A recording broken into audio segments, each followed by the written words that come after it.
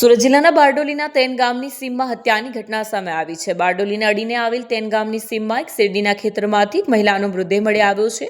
બનાવ બાબતે સ્થાનિક બારડોલી ટાઉન પોલીસને જાણ થતાં પોલીસ ઘટનાસ્થળે પહોંચી હતી. સાથે જ જિલ્લા એલસીબીની ટીમ પણ દોડતી થઈ. બનાવ સંદર્ભે ઘટના સ્થળે પહોંચેલી પોલીસે પ્રાથમિક તપાસ શરૂ કરી હતી. મહિલા બારડોલી અને હાલ થોડા સમયથી તેન ગામે રહેતી જ્યોતિ રાઠોડ નામ હોવાનું ખુલ્યું છે.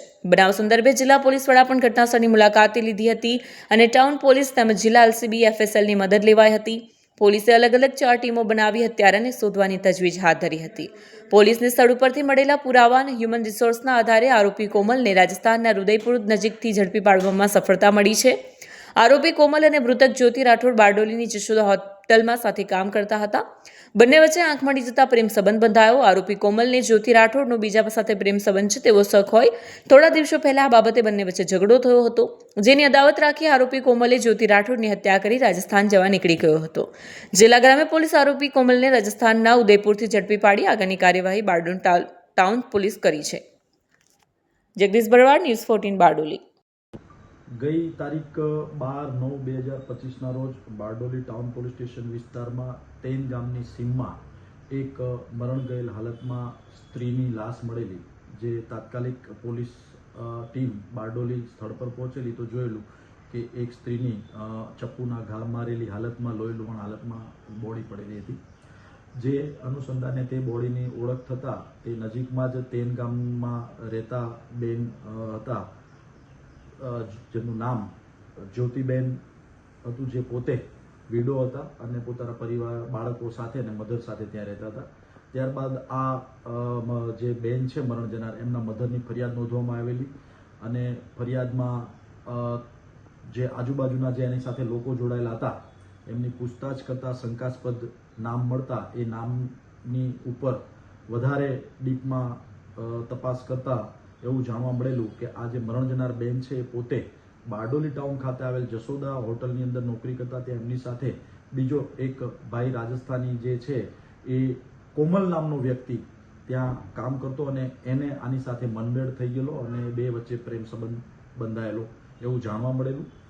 તો એ બાબતે તેની સાથેના માણસોને લઈને પૂછતાછ કરતા કોમલ હાજર મળેલ નહીં અને આ કોમલ બાબતે એની સાથેના માણસોને પૂછતાછ કરતા એવું જાણવા મળેલું કે કોમલ છેલ્લા 10 દિવસથી નોકરી છોડીને જતો રહેલો છે અને લાસ્ટ 11 તારીખ સાંજે એને એની સાથેનો જે સહકર્મચારી છે એનો સંપર્ક કરેલો અને જણાવેલું કે હું અહીંયા આવેલો છું અને મારે બીજે નોકરી કરવાની છે એટલે મારો સામાન આપી જજો એવું કીધેલું, પણ પછી એ આવેલો નહીં. ત્યારબાદ એ દિશામાં તપાસ કરતા એનું એડ્રેસ ને બધું રાજસ્થાનનું મળતા મહેરબાન પોલીસ અધિક્ષક અને ડીવાયએસપી સાહેબની માર્ગદર્શનથી અલગ અલગ 4 ટીમો બનાવવામાં આવેલી, જેમાં એલસીબીની 2 ટીમ, એસઓજીની 1 ટીમ અને બારડોલી ટાઉનની 1 ટીમ. આ 4 ટીમોને અલગ અલગ દિશામાં કામ સોંપેલું.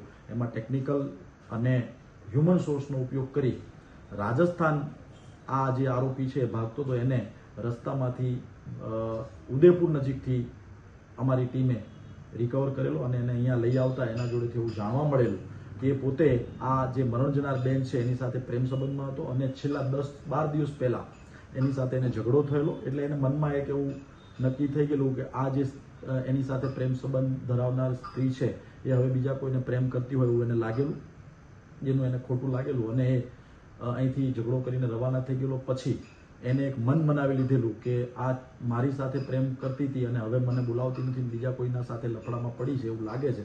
જેથી એને એક મન મનાવી અને ત્યાંથી પૂરી તૈયારી સાથે અહીંયા 11 તારીખે આવેલો અને અહીંયા આવી એ બેનને મળવા બોલાવેલા. એ બેનને સાથે વાતોચીતો કરતા એની સાથે ઉગ્ર વાતાવરણ થતાં, ઝઘડો થતાં આ ભાઈએ પોતાની સાથે લાવેલ છરીથી આ બેનને આડેધડ શરીર ઉપર અલગ અલગ જગ્યાએ ઘા મારી અને મરણ નિપજાવેલ અને પોતે ત્યાં એ બોડી પછી ગભરાઈ ગયેલો હોય, બોડીની જોડે ચપ્પુ ને એનો મોબાઈલ પણ પડી ગયેલો અને ત્યાંથી રવાના થઈ ગયેલો અને પોતે અલગ અલગ વાહનોમાં બેસી રાજસ્થાન પોતાના વતન તરફ ભાગેલો, જેને રસ્તામાંથી અહીંયાની સુરત ગ્રામ્ય જિલ્લા પોલીસની ટીમે પકડેલ છે. હાલ ટેકનિકલી જે પુરાવા છે એ તમામ મેળવવામાં આવી રહ્યા છે. એફએસએલની મદદ લેવામાં આવી રહી છે. સાયોગિક પુરાવા જેટલા મળે એટલા ભેગા કરી અને આ આરોપીને સજા થાય એ રીતને પૂરેપૂરો પ્રયત્ન કરવામાં આવી રહ્યો છે.